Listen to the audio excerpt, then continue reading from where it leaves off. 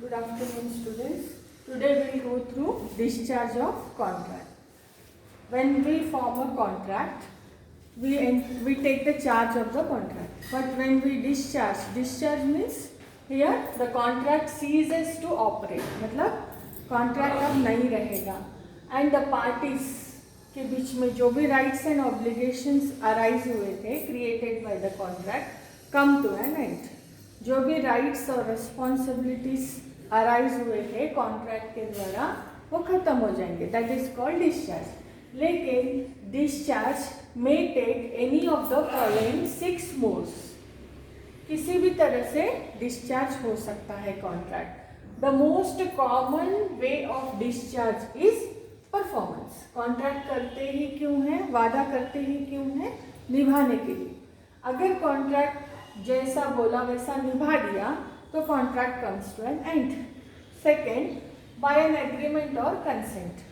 जिस तरीके से कॉन्ट्रैक्ट फॉर्म हुआ था उसी तरीके से कॉन्ट्रैक्ट को एंड भी कर सकते. एग्रीमेंट से कॉन्ट्रैक्ट बना था, एग्रीमेंट से कॉन्ट्रैक्ट को खत्म कर सकते. Next, by impossibility of performance. अगर जो कॉन्ट्रैक्ट में परफॉर्मेंस की बात हुई थी वो परफॉर्मेंस अगर इम्पॉसिबल हो जाता है तो भी contract comes to an end. Discharge by lapse of time. By lapse of time मतलब जो कॉन्ट्रैक्ट की एक समय सीमा होती है, जैसे कि लॉ ऑफ लिमिटेशन कहता है 3 साल के अंदर कॉन्ट्रैक्ट खत्म करना चाहिए. अगर 3 साल के अंदर कॉन्ट्रैक्ट को परफॉर्म नहीं किया गया तो contract gets discharge due to lapse of time. Next, by operation of law. किसी भी पार्टी का डेथ हो जाना या फिर किसी भी पार्टी का इंसॉल्वेंट हो जाना, इस तरीके से कानून बीच में आने की वजह से भी contract comes to an end. Last, by breach of contract. मतलब दोनों पार्टीज में से एक पार्टी ने कॉन्ट्रैक्ट को ब्रेक किया, either before the due date or on the due date. जिस दिन करना था उस दिन या फिर ड्यू डेट आने से पहले. एक्चुअल ब्रीच और एंटिसिपेटरी ब्रीच भी हो सकता है. ब्रीच मतलब जो रिस्पॉन्सिबिलिटी जो प्रॉमिस किया था वो नहीं निभाया तो उसको बोलते हैं ब्रीच ऑफ कॉन्ट्रैक्ट. तो अभी हम one by one will go through it. First of all, discharge by performance. मतलब दोनों भी पार्टीज ने अपने अपने ऑब्लिगेशंस को टाइम पर और जिस मैनर में करना था उस मैनर में परफॉर्म कर दिया तो contract is said to be discharge. Actual performance, both the parties have performed their obligations within the time prescribed and in the manner prescribed. तो बोलेंगे actual performance. 90% of the contracts इसी तरह से खत्म होते हैं. Attempted performance में क्या होता है? One party is offering to perform the contract but another party is not accepting the performance. एक पार्टी ऑफर कर रहा है, प्रॉमिसर अपनी प्रॉमिस निभाने को तैयार है और ऑफर भी कर रहा है, लेकिन प्रॉमिस ही मना कर रहा है, एक्सेप्ट नहीं कर रहा है. तो क्या होगा?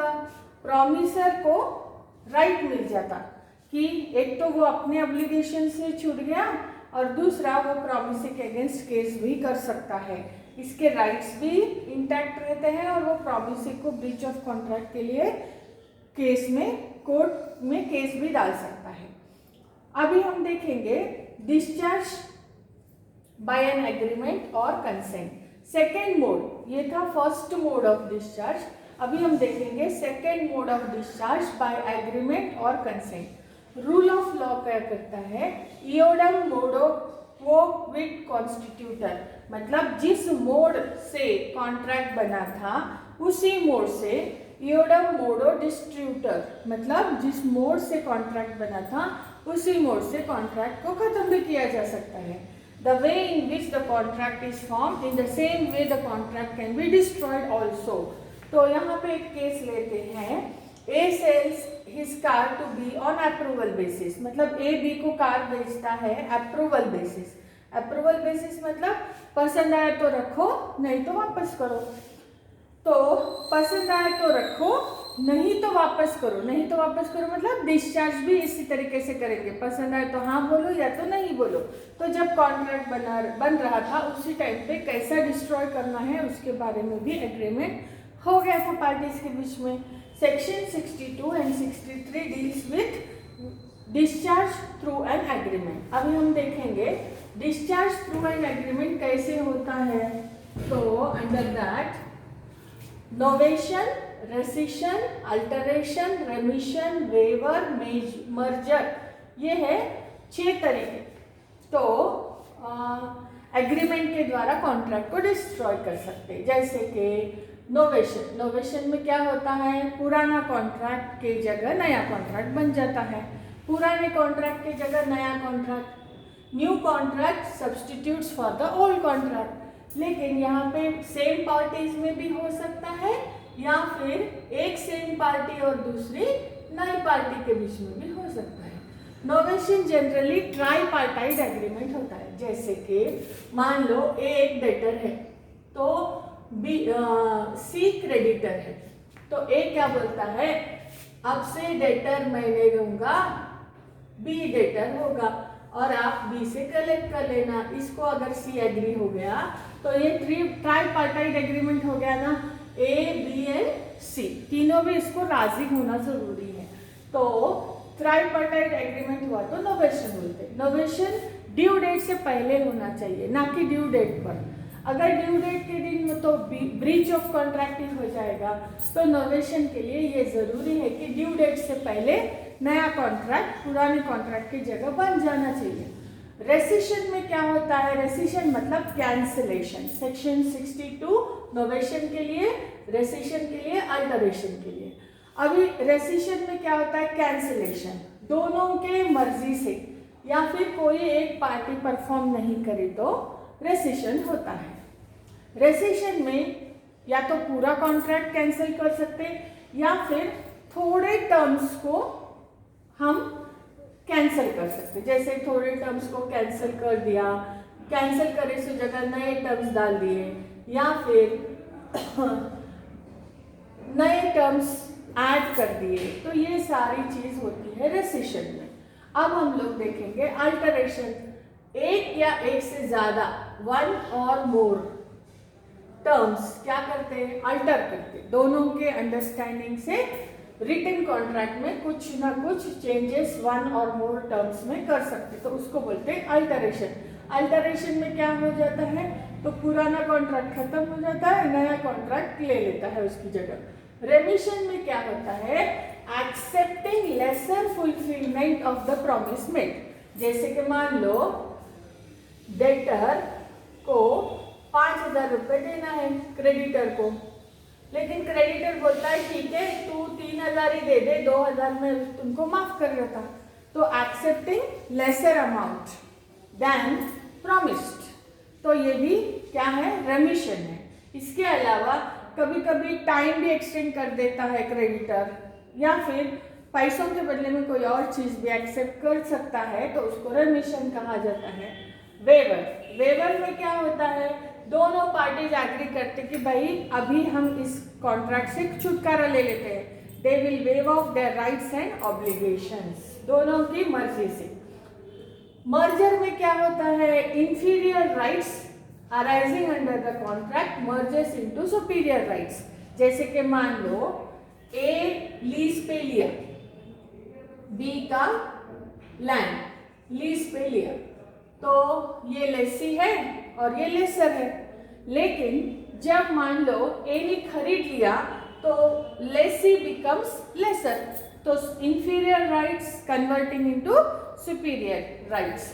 टेनेंट है आपका, टेनेंट है समझो, वो टेनेंट घर ही खरीद लेता आपका, तो क्या बन जाता, वो ओनर बन जाता। टेनेंट से क्या बन जाता, owner. Inferior rights merging into superior rights, इसको बोलते हैं मर्जर। तो इस तरीके से through an agreement contract gets discharge.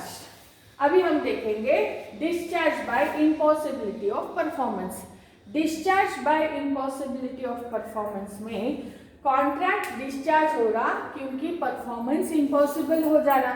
तो यहाँ हम देखेंगे किसी भी एग्रीमेंट में अगर परफॉर्मेंस इम्पॉसिबल है तो कॉन्ट्रैक्ट बिकम्स वॉइड अब इनिशियो, सेक्शन 56। तो द रूल क्या है, रूल किस पर बेस्ड है, मैक्सिम है, लेक्सिकन कॉगिट एंड इम्पॉसिबलिया, मतलब लॉ उस चीज को रिकॉग्नाइज ही पहचानता ही नहीं जो इम्पॉसिबल है, कानून उसको पहचानता ही नहीं जो इम्पॉसिबल है। Law does not recognise that which is impossible. Second, इम्पॉसिबलियम नल्ला ऑब्लिगिटो इस्ट, मतलब जो इम्पॉसिबल है उससे कोई ऑब्लिगेशन अराइज होता ही नहीं, इम्पॉसिबल है तो ऑब्लिगेशन कैसा अराइज होता।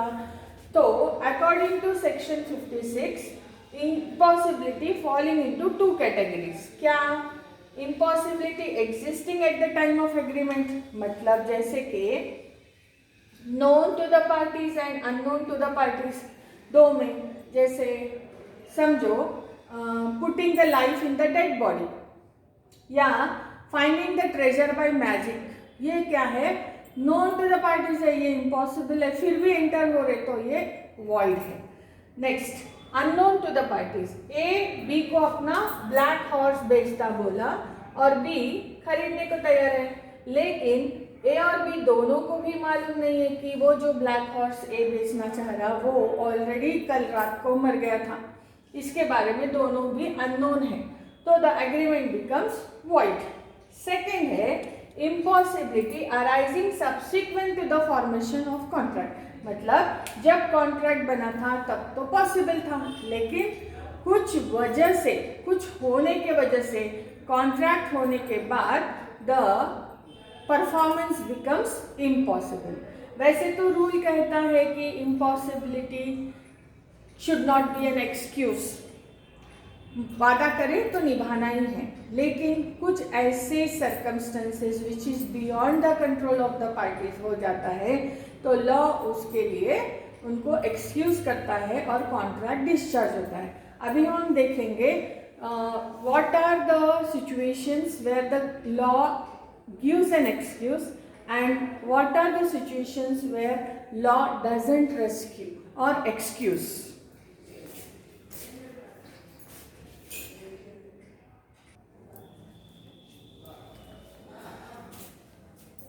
Now we will go through discharge by supervening impossibility. Discharge by supervening impossibility, here there are two types of cases. Court allows to discharge the contract, court does not allow to discharge the contract. An excuse, not an excuse. First we will see what are the situations under which court will give an excuse. तो कौन से ऐसे situations है जहाँ contract discharge हो, destruction of the subject matter, जिस subject matter के बारे में दोनों पार्टीज डील कर रहे थे, जैसे समझो मान लो घोड़े के बारे में दोनों पार्टीज डील कर रहे थे लेकिन घोड़ा है ही नहीं या उसकी सब्सिक्वेंट डेथ हो गई, तो contract comes to an end. Non existence और occurrence of the particular state of things, जैसे समझो शादी तय हुई लड़का और लड़की के बीच में, लेकिन before marriage one of them goes mad, तो वो स्टेट ऑफ थिंग्स नहीं है जो स्टेट ऑफ थिंग्स होने चाहिए, तो कॉन्ट्रैक्ट गेट्स डिस्चार्ज। डेथ और इनकैपेसिटी ऑफ पर्सनल सर्विस, जैसे कि मान लो एक सिंगर को गाना गाना है किसी ओकेजन पे और वो सिंगर का तबीयत खराब हो गया उसी दिन, तो डेथ और इनकैपेसिटी, तो उसकी वजह से भी कॉन्ट्रैक्ट, पर्सनल स्किल्स इन्वॉल्व है, इसलिए अगर वो नहीं है या फिर उसकी तबीयत ठीक नहीं है, contract comes to an end. Change of law और stepping in of a person with statutory authority, जैसे कि मान लो ए बी को अपनी जगह बेचने के लिए रेडी है, लेकिन दोनों की बात होने के बाद भी रेलवे कंपनी आकर बोलती है कि ये जगह हमको चाहिए, गवर्नमेंट से ऑर्डर लेके आती है, तो ए और बी का जो कॉन्ट्रैक्ट है वो डिस्चार्ज होना पड़ता क्योंकि statutory authority has stepped into it. और लास्ट, आउटब्रेक ऑफ वॉर, अगर समझो इंडिया का सिटीजन पाकिस्तान के सिटीजन से कॉन्ट्रैक्ट करता है, लेकिन दोनों में अगर वार छिड़ जाती है तो वो कॉन्ट्रैक्ट क्या हो जाता है, डिस्चार्ज हो जाता है, क्योंकि और या फिर सस्पेंड हो जाता है, क्योंकि वॉर चलते समय तो कॉन्ट्रैक्ट होगा नहीं, बीइंग द एनिमी कंट्री।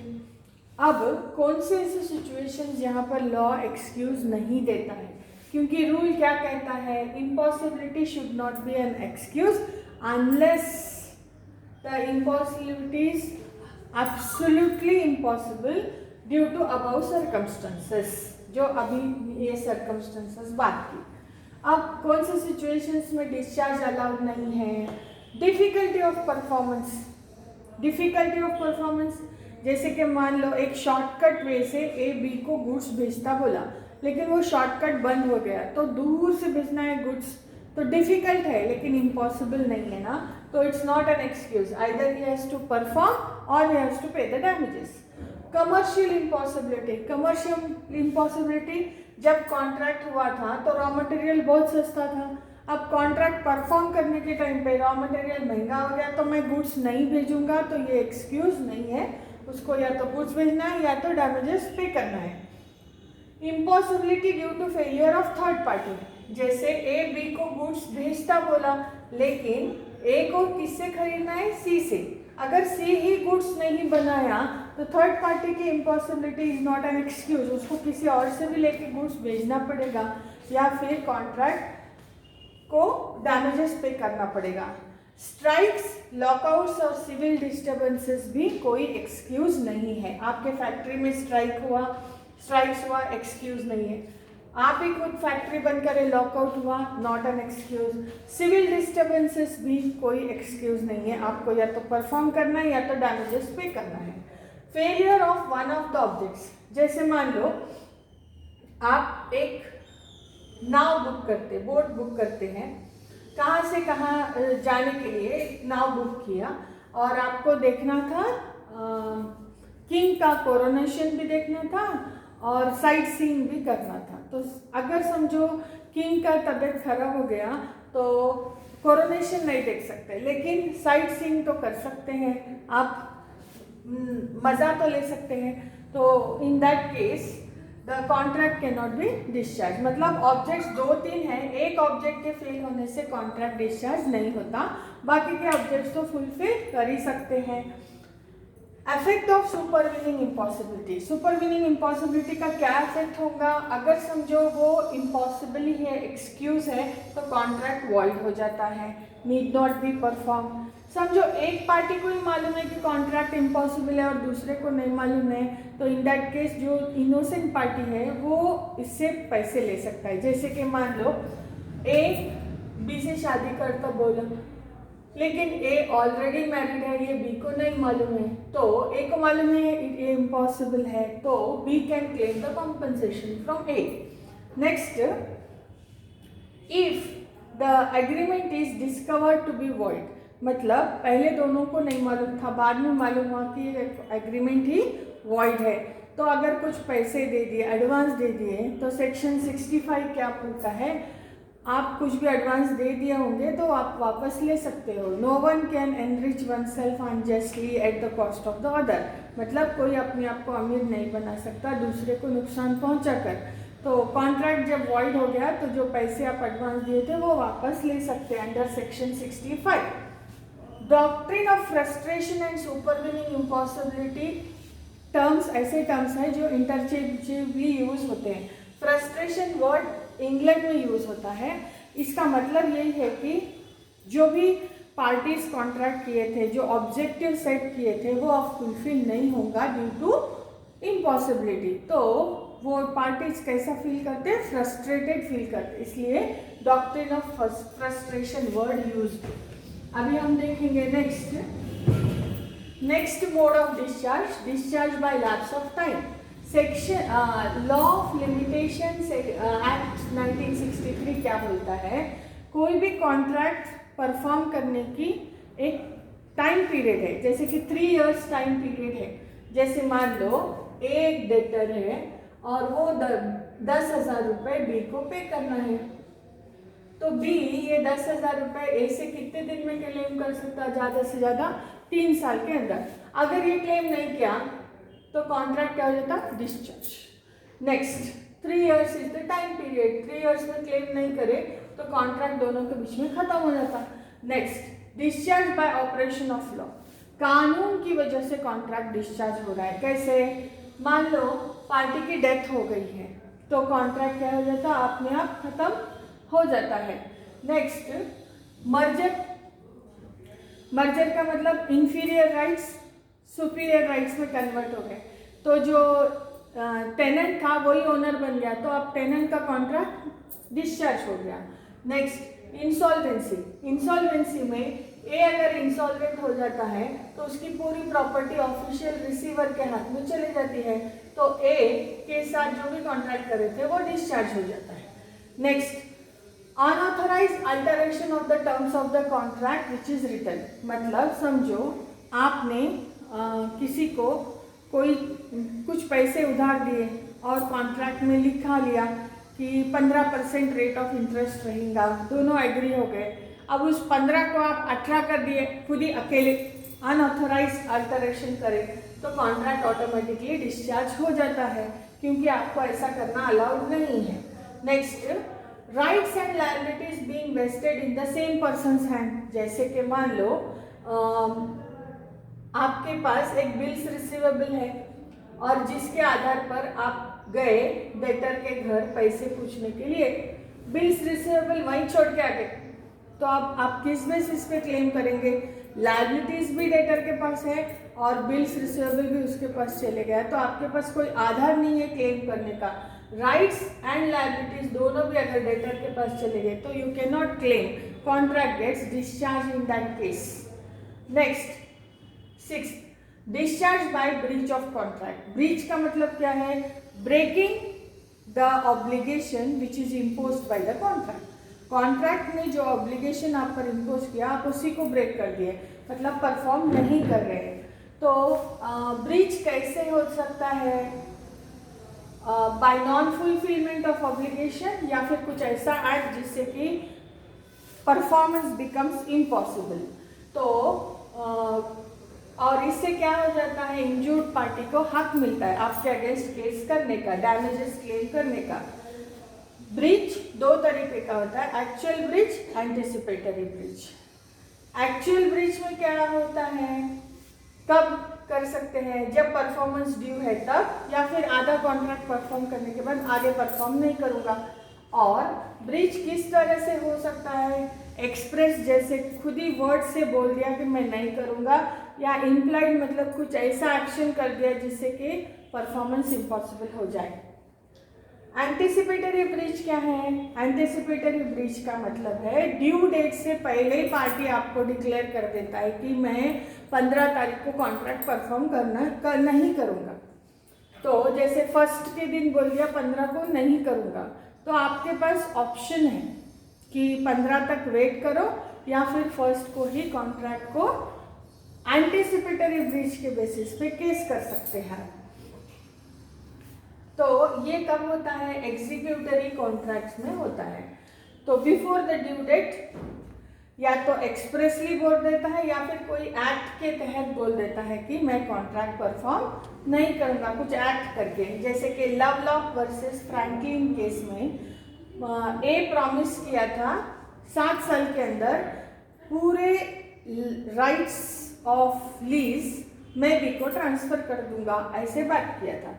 लेकिन 7 साल के अंदर ही ए क्या करता, वो पूरे राइट्स ऑफ लीज बी को नहीं देके सी को दे देता। तो बी क्या कर सकता है? बी के पास ऑप्शन है, बी या तो ड्यू डेट तक वेट कर सकता है या इमीडिएटली केस कर सकता है। इमीडिएटली केस करा तो difference between contract price and date of breach दोनों का डिफरेंस उसको मिलेगा। अगर वो ड्यू डेट तक वेट करा तो ड्यू डेट तक का प्राइस और कॉन्ट्रैक्ट प्राइस का डिफरेंस उसको मिलेगा। लेकिन अगर वो ड्यू डेट तक वेट करना चाहता और इस बीच में समझो वो सब्जेक्ट मैटर डिस्ट्रॉय हो जाता या इम्पॉसिबिलिटी हो जाती कॉन्ट्रैक्ट की, तो बी के पास कोई ऑप्शन नहीं है केस डालने का, ये रिस्क उसको लेना पड़ेगा। With this we have finished discharge of contract chapter.